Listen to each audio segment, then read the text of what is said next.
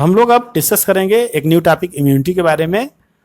तो जैसा कि हम लोग डेली अपने लाइफ में बहुत सारे इन्फेक्शियस एजेंट से एक्सपोज होते रहते हैं, large number of infectious agent से एक्सपोज होते रहते हैं, लेकिन जितने भी हम लोग ऑर्गेनिज्म से इन्फेक्शियस एजेंट से एक्सपोज हो रहे हैं उसके रिस्पेक्ट में उतना हम लोग हर डिजीज से इन्फेक्टेड नहीं होते हैं, डिजीज नहीं होते हैं।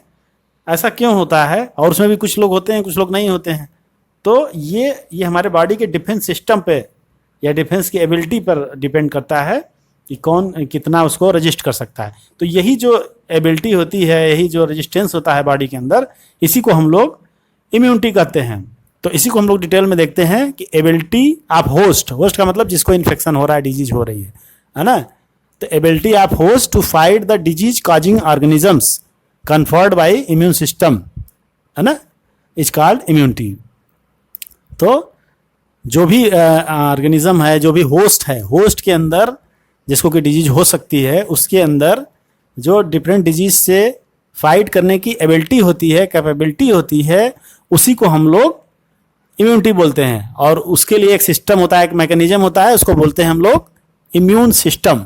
तो इम्यून सिस्टम इम्यूनिटी प्रोवाइड करता है, इम्यूनिटी को, इसकी वजह से इम्यूनिटी होती है। अब इसी इम्यूनिटी के बारे में पहले हम इसका क्लासिफिकेशन देखते हैं कि क्या इम्यूनिटी में कितने तरह की इम्यूनिटी होती है। तो सबसे इसमें दो आप क्लासिफिकेशन करते हैं, इन्नेट और एक्वायर्ड। तो इन्नेट के बारे में सबसे पहले जान लें कि ये नॉन स्पेसिफिक टाइप का है ना। नॉन स्पेसिफिक मतलब किसी पर्टिकुलर डिजीज के लिए नहीं है, सभी के लिए ना, कॉमन है एक तरह से, है ना। नॉन स्पेसिफिक का मतलब यहाँ कॉमन से है ना, स्पेसिफिक नहीं है कोई भी। और ये जो इम्यूनिटी होती है ये at a time of birth, माने बर्थ से ही ये प्रेजेंट होती है, ऐसा नहीं है कि बाद में आई हो। तो जबकि एक्वायर्ड में आप देखेंगे कि जो बाद में आती है इम्यूनिटी, उसको हम लोग एक्वायर्ड बोलते हैं। तो ये कैसे होती है, कैसे ये इम्यूनिटी बॉडी को मिलती है? तो इसके लिए डिफरेंट टाइप के बॉडी में बैरियर्स होते हैं, है ना। तो ये जो है डिफरेंट टाइप के बैरियर की वजह से होते हैं। वो कौन कौन से बैरियर हैं इसके बारे में हम लोग डिस्कस करेंगे। बैरियर का मतलब आप जानते हैं किसी चीज़ को रोक देना, है ना, ऑब्स्ट्रक्ट करना। तो उसी तरह हमारे बॉडी में भी डिफरेंट टाइप के बैरियर्स होते हैं जो बाहरी पैथोजेंस वगैरह को बॉडी के अंदर आने नहीं देते। पैथोजेंस का मतलब डिजीज कॉजिंग ऑर्गेनिजम्स को अंदर आने नहीं देते हैं। तो फिर सबसे पहले हम लोग बात करेंगे फिजिकल बैरियर्स के बारे में। तो स्किन है, हमारी बॉडी पूरी स्किन से कवर्ड होती है। कुछ एरिया को छोड़ दिया जाए तो पूरी बॉडी लगभग स्किन से कवर होती है। जहाँ नहीं भी होती है स्किन, वहाँ म्यूकस मेम्ब्रेन वगैरह होती है डिफरेंट, और उनका अलग मैकेनिज्म होता है। तो skin on our body is the main barrier. तो हमारे बॉडी का सबसे मेन और सबसे लार्ज डिफेंस सिस्टम स्किन है।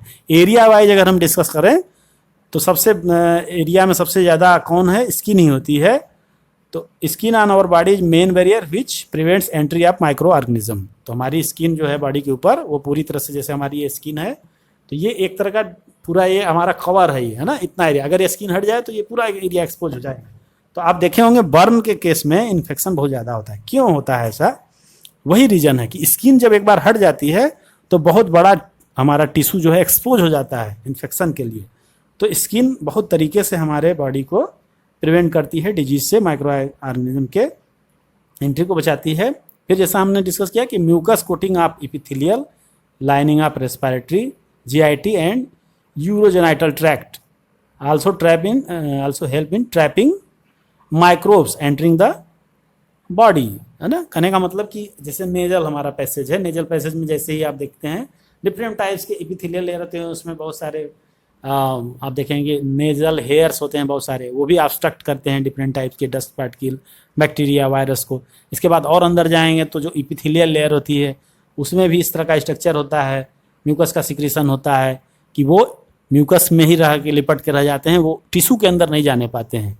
हाँ, और फिर जैसे म्यूकस जब बन जाता है तो उसको रेस्पिरेटरी वे से या फिर जीआईटी ट्रैक्ट से हम लोग बाहर निकाल देते हैं। उसको ट्रैक्ट हमारा वापस या तो ऊपर की तरफ, खास करके रेस्पिरेटरी में ऊपर की तरफ एक्सपेल्ड कर देता है, और जीआईटी में या तो ऊपर से या फिर गट के मतलब आउटलेट के थ्रू, या कह सकते हैं आपकी एनस के थ्रू बाहर निकाल देता है। इस तरह से मतलब पूरा एक कोटिंग होती है, म्यूकस मेम्ब्रेन की एक कोटिंग होती है। जीआईटी हो, यूरोजेनाइटल ट्रैक्ट हो, रेस्पिरेटरी ट्रैक्ट हो, उसमें पूरा जितना आपका टिश्यू है, पूरा ब्रांक्यूल्स है, ब्रांकस है, उसमें आप देखेंगे कि ट्रैकिया है, उसके अंदर पूरी एक लाइनिंग होती है, पूरा एक कहते हैं ना बैरियर की तरह होता है वो। हाँ, वो अंदर नहीं जाने देगा, टिश्यू के अंदर नहीं जाने देगा, बस उसी ल्यूमेन में रहेगा। ल्यूमेन में फिर किसी रूट से, जैसे कि हमारे ट्रैकिया में कोई चीज़ चली जाती है तो हमें क्या होता है, खांसी आती है, खांसी आती है और वो म्यूकस मेम्ब्रेन के म्यूकस के साथ वो चीज़ मिक्स होकर के बलगम के फॉर्म में हम देखते हैं अक्सर करके वो बाहर निकल जाती है।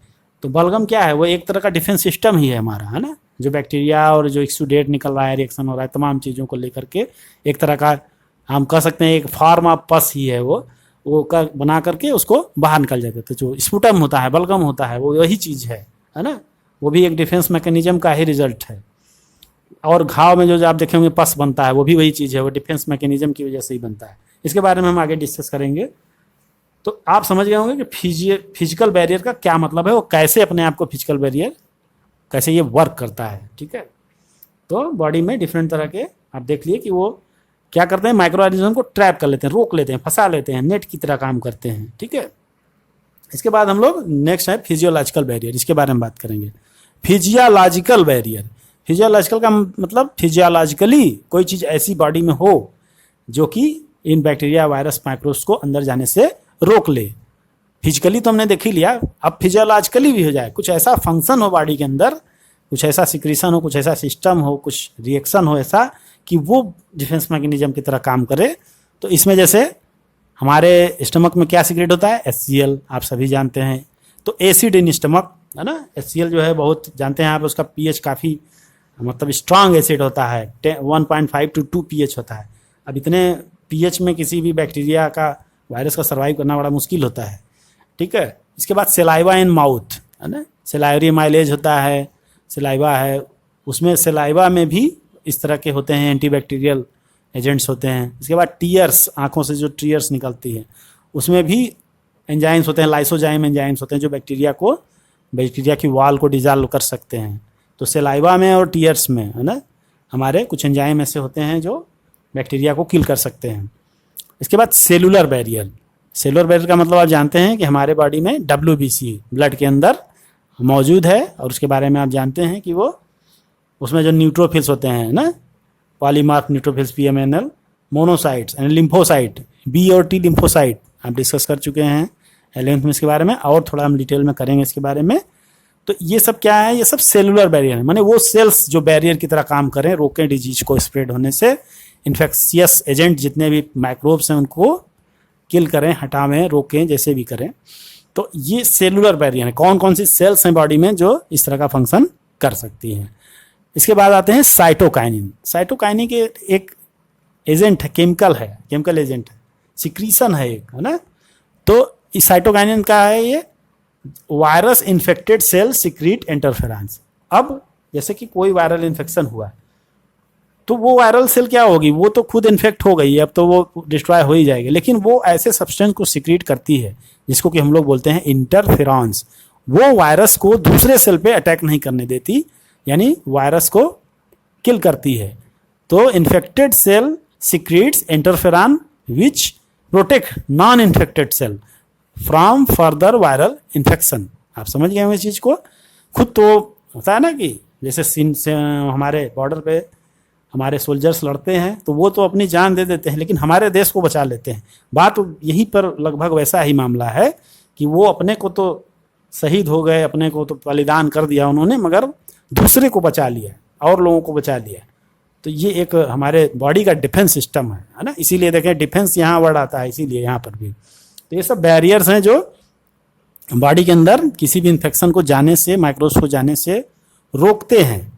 माइक्रोब्स के अलावा और भी, जैसे कि पॉल्यूशन के डस्ट हैं, डस्ट पार्टिकल्स हैं, कुछ भी हैं बॉडी में, कोई भी ऐसी चीज़ जो बॉडी में अनवांटेड है जिसको कि जाने से हार्म हो सकता है, उसको ये पूरी तरह से रोकने की कोशिश करते हैं। ठीक है, तो ये हमारा हो गया इन्नेट इम्यूनिटी, जो कि मतलब at a time of birth present होती है, बर्थ से ही प्रेजेंट होती है। अब हम लोग डिस्कस करेंगे